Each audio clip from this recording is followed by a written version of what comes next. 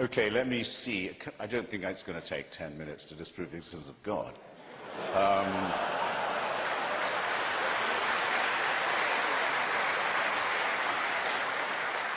The atheist proposition is the following.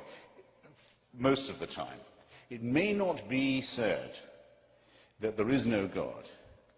It may be said that there is no reason to think that there is one. That was the situation after Lucretius and Democritus and the original anti-theistic thinkers began their critique of religion. And I would just ask you all, ladies and gentlemen, to bear in mind a mild distinction while we go on.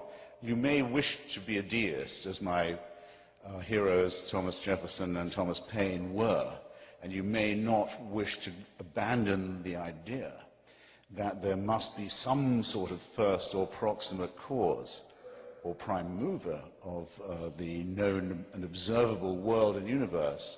But even if you can get yourself to that position, which we unbelievers maintain is always subject to better and more perfect and more elegant explanations, even if you can get yourself to that position, all your work is still ahead of you.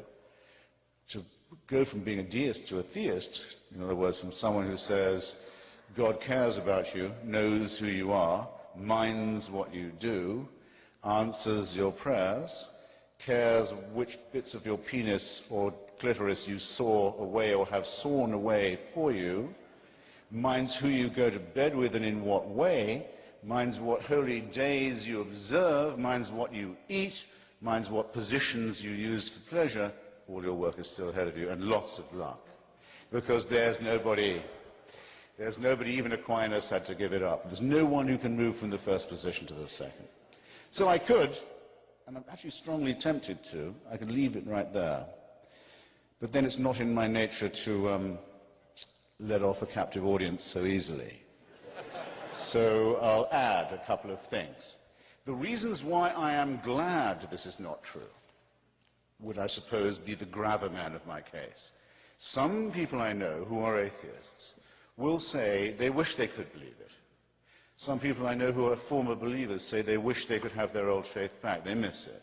I don't understand this at all. I think it's an excellent thing that there's no reason to believe in the absurd propositions I just, admittedly rather briefly, rehearsed to you. The main reason for this, I think, is that it is a totalitarian belief. It is the wish to be a slave.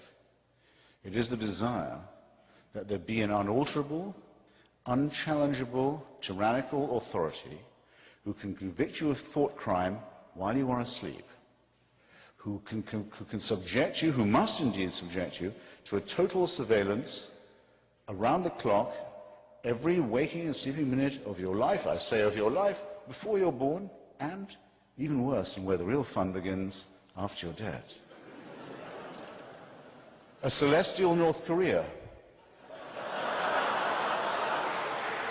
Who wants this to be true?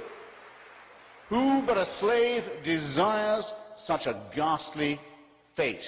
I've been to North Korea. It has a dead man as its president. Kim Jong-il is only head of the party and head of the army. He's not head of the government or the state. That office belongs to his deceased father, Kim Il-sung. It's a necrocracy, a thanatocracy. It's one short of a trinity, I might add. The son is the reincarnation of the father. It is the most revolting and utter and absolute and heartless tyranny the human species has ever evolved. But at least you can fucking die and leave North Korea.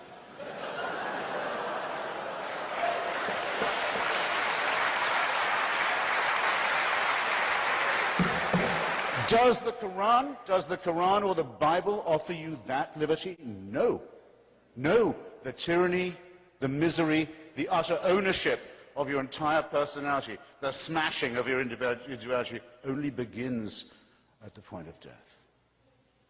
This is evil. This is a wicked preachment. So, that's the first thing. Second, it attacks us in our deepest, most essential integrity.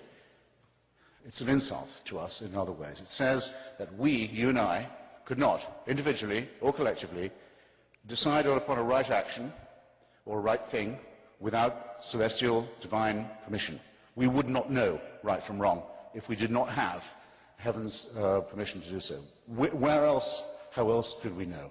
Our human solidarity, our innate knowledge of right and wrong, our acute awareness of what is fair and what is unfair, what is just and worthless to us, these come to us also as gifts from the great unassailable dictator enthroned. What could abolish our integrity? What could abolish our honesty, our decency, our dignity more than that? The second, third, is a little more pragmatic. Religion is our first, that's why I'm so fascinated with it, it's our first version of the truth. It's our first attempt as a species. It's what we tried when we didn't know anything. We didn't know we lived on a spherical planet. We didn't know that our planet revolved around the sun. We didn't know that there were microorganisms that explained disease. We thought diseases came from curses or witches or ill-wishing or devils or dust devils. We didn't know anything from the childish, terrified, ignorant origins of our animal primate species. We come to religion. It's also our first attempt at philosophy, our first attempt at morality, our first attempt at healthcare, actually, but because it was our first, it is our worst. We now have better explanations for all these dreads, and we have cleared up all of these mysteries, yet we still dwell. And in some countries, in some societies, not just dwell, but live under a totalitarian regime that forbids us to think about the progress that has been made, or denies us the knowledge that these advances have in fact occurred. So it has become, where once it probably was an aid to our survival, a really great peril to our continued ability to live as a civilized species.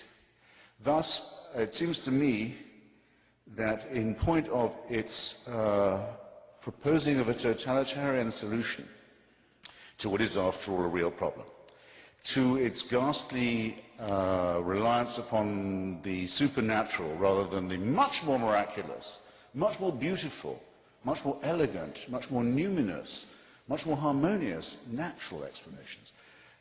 Think how much lovelier Einstein and Darwin are. Think how much more elegant and persuasive they are than the idea of the burning bush, or the demand that without circumcision there can be no redemption.